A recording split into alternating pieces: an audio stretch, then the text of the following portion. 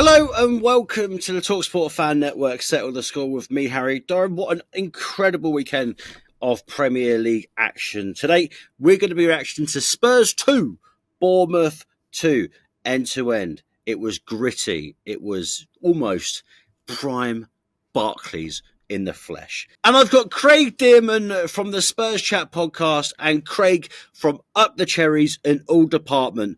Double bubble of Craig's for a brilliant 2-2 in North London. Let's get into it. Two Craigs then. This is going to be very confusing off the back of this. So I'm going to say, Craig from Up the Cherries, I'll start with you first, my friend. We had a good chat about a month ago. Yes. Bournemouth have been having an incredible season. Listen, 2-0 up with 25 minutes to go. Would you say it went badly wrong? Or was it just a case of the team switching off towards the later stages of the game? I think the team switched off. There is one person in particular who I think did let us down yesterday, and that's the goalkeeper. For Sarr's goal, and don't get me wrong, Sarr's goal was fantastic. It was a peach of ball into the box and straight into that top corner. But if Kepa was positioned better and wasn't so far off his line, I think personally he would have got to it. And then I'm not really sure why he had to do what he had to do for that second goal. Of course, the penalty, giving that away. The attacker was going nowhere. Was going in a little bit into no man's land. The defence was there, and he just brought him down, and it was a definite penalty. I'm not saying anything about the penalty because I think 100%. We've had those given against us, before, and we've had those given for us, especially in that game at Molineux earlier on in the season. And 100%, I'm not going to turn around and say no, it wasn't a penalty because it was.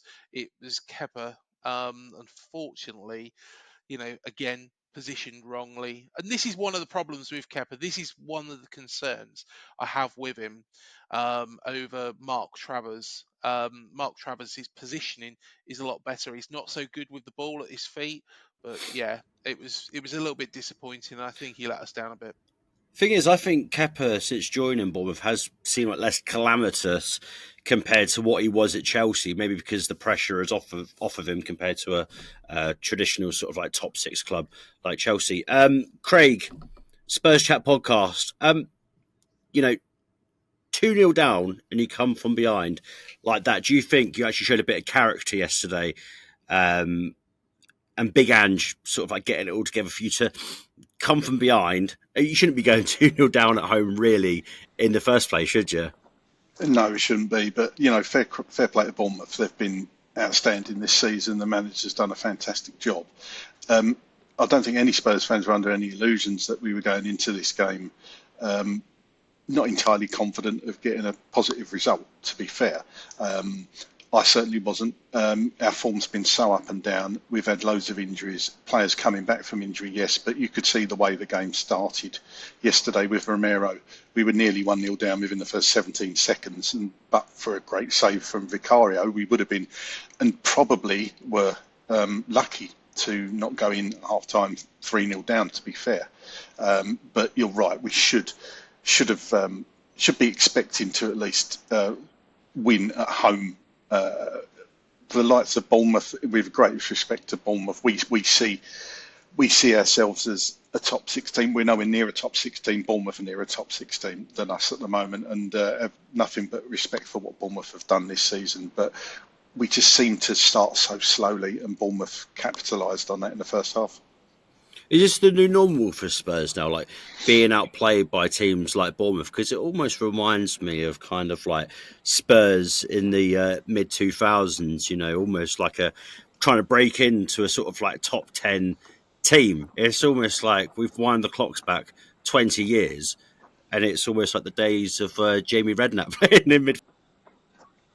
It's and I remember those days. It was the 90s were horrendous. I know we won 2 trophies in the 90s, and most Spurs fans would give a limb to get a trophy, but we just seem to have. It's just not clicking for Ange. It's just not working for a variety of reasons, and it's just frustrating. That's the word I've used on the podcast a lot. Just frustrating to see the direction we're going in, or lack of direction we're going in, should I say? Really, we kind of put all the eggs in the Europa League basket now to get any chance of actually qualifying for Europe next season. I mean, Bournemouth are a lot nearer those places than we are. So.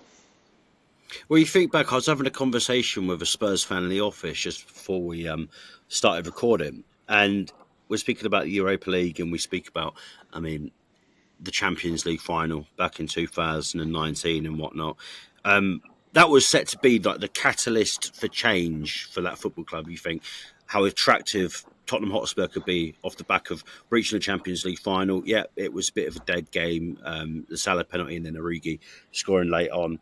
But if you can think back to what is coming up to 6 years now from that Champions League final win, I think was it in Madrid or was it in Lisbon? I can't remember off the top of my head. Yeah, but you think back to that now, and you look back on these last 6 years and just think, how the hell have we gone backwards this far compared to the new stadium coming in? Obviously, a gold machine like Harry Kane, who was phenomenal, to then where you stand now. Is it almost hard to comprehend the team that you're seeing compared to what it was under Mauricio Pochettino almost 10 years ago? Yeah, you pretty much hit the nail on the head there, and we haven't progressed. We've gone through Jose Mourinho, Antonio Conte, Nuno was there for a short time, and look how well he's doing at Forest, by the way. We haven't progressed forward. We haven't, and I think having, having world-class player like Harry Kane and Son at the peak of his powers papered over a lot of cracks, to be honest with you. That Champions League final should have been a catalyst to push us on. It didn't. Before then, we didn't actually sign a player for 518 days. Now, some people would say that's Pochettino didn't like the quality of players that Daniel Levy was offering him, and didn't. The thing is with Poch, he wouldn't have him. If a player didn't improve the squad, he didn't want them, and quite rightly, in my opinion. What's the point in signing players just for the sake of signing players?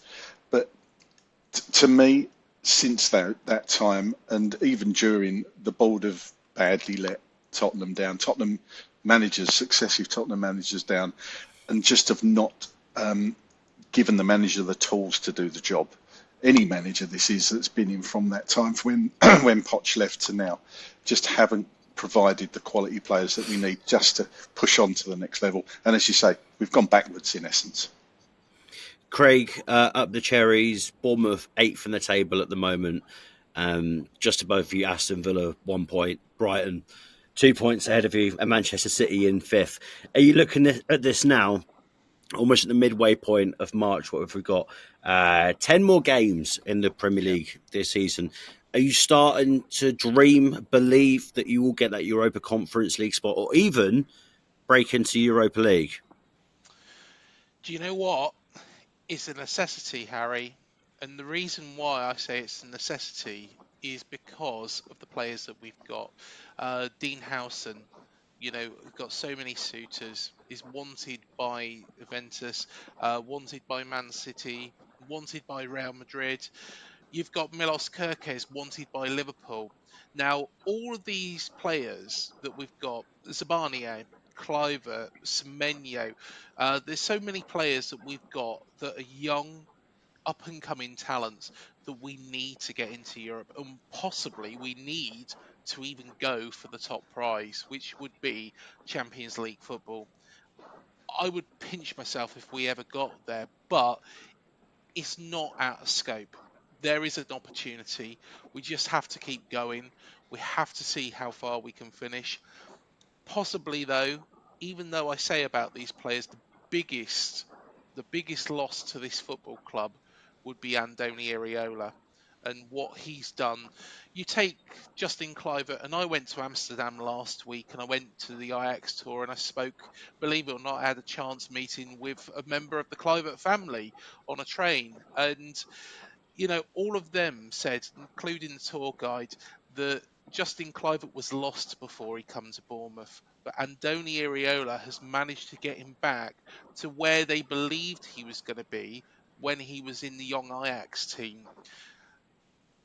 honestly, I think that would be the biggest loss. And I know Spurs have been linked with Andoni.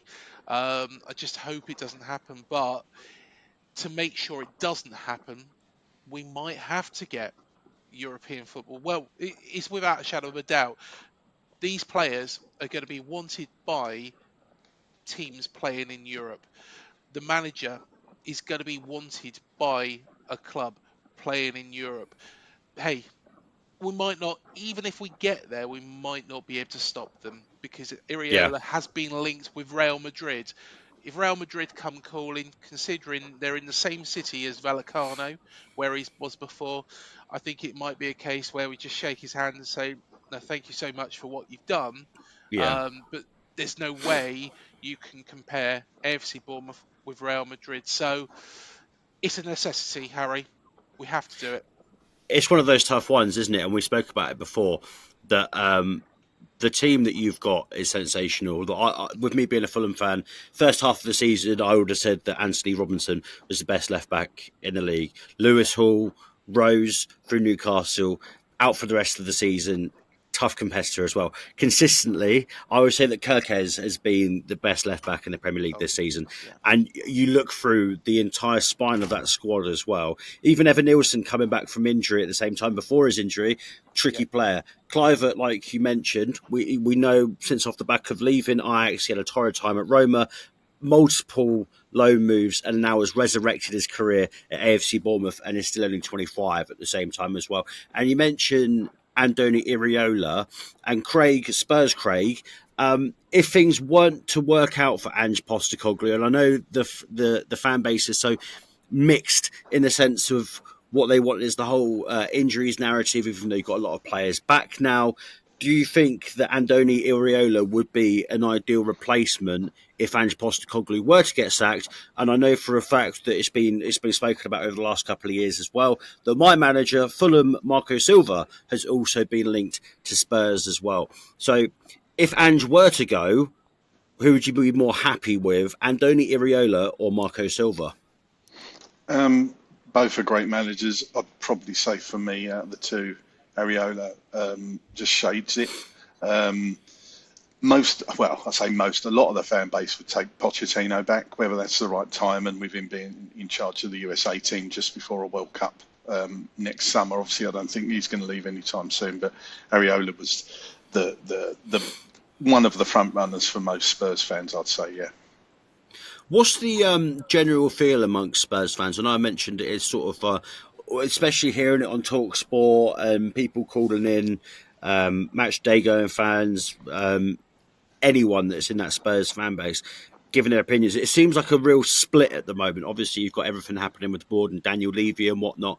But where, like your mates and people that you do sort of like your podcast with, where is everyone sitting on the future of Ange Postecoglou at Tottenham? I'd say exactly what you said there. Split, to be honest. There's probably like 10 or 12 of us in a WhatsApp group, and there's probably a third, I'd say, probably still Ange in. There's probably a third that are neither Ange in or Ange out, just whatever happens, and a third probably just want him gone completely. So, and that's probably a fair split of the Spurs fan base. What I would say, if we go out of Europe on Thursday, I think a majority of the fan base would turn to want Ange Postecoglou out. But as you say, the board are bearing the brunt of this with another protest planned. They had a successful protest planned a couple of weeks ago where more people turned up than I've ever seen at a protest. So, there are massive rumblings of discontent within the fan base. Because if you think about it as well, even though you're 1-0 down to AZ Alkmaar, you get over the line there. You've got Fulham on Sunday, which last season came to Fulham and lost 3-0, which was, I was totally surprised by that. And then after the international break, you're away at Chelsea at the same time. So if you don't get over the line against AZ Alkmaar, your opinion, not just Spurs fans in general, do you think the writing is on the wall and we'll be waking up on that Friday morning with Ange Postecoglou out of the job at Spurs? Look, nothing would surprise me at Tottenham, to be honest. If we do go out against AZ, the only thing is, it wouldn't surprise me if Ange gets the boot, to be honest with you. But you're certainly not going to get in your next long-term manager before the summer. If it was somebody like the Bournemouth manager or the Fulham manager, whoever it is, those managers are not going to leave. So it will just be a temporary, perhaps Ryan Mason in charge till the end of the season, or the club might decide, look, we're out of all the cups. We're not going to do anything in the league. Why don't we just see it out with Postecoglou till the end of the season? Who knows what this club is going to do? They've been less trigger happy with Postecoglou, I would say, than in previous managers. Some managers have actually done better points-wise and got the sack. So it's difficult to tell, but it would not surprise me at all if they pulled the trigger if we went out against AZ. Yeah, one thing that I think with Spurs is there is one recurring theme, and that is Daniel Levy throughout. You look at Mourinho, you look at Nuno Espirito Santo, Pochettino, and now Postecoglou. They're all very, very good managers. And if Iraola was to go to Spurs, I think he would encounter the same problems.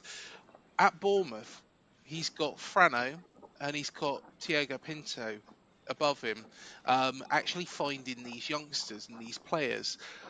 I think Levy is a very, very, very good chairman from a business perspective. Spurs are a very well-run football club financially.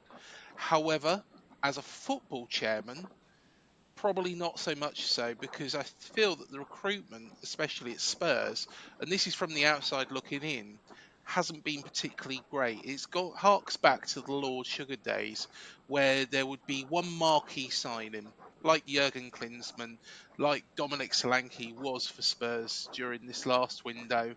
And then there's a lot of stuff that's just trying to paper over the cracks. Whereas what Bournemouth are doing, and what we're trying to bring in, is young players with high resale value. Not all of them are going to work, but Frano and Pinto have got the majority of the time correct.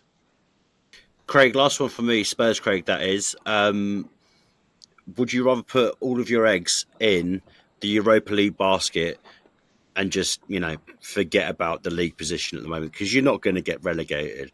I mean, you just got to surely focus on the only trophy that you'll be able to win this season. 100%. Absolutely that. Yeah, nothing else to say on it. I mean, the league's gone.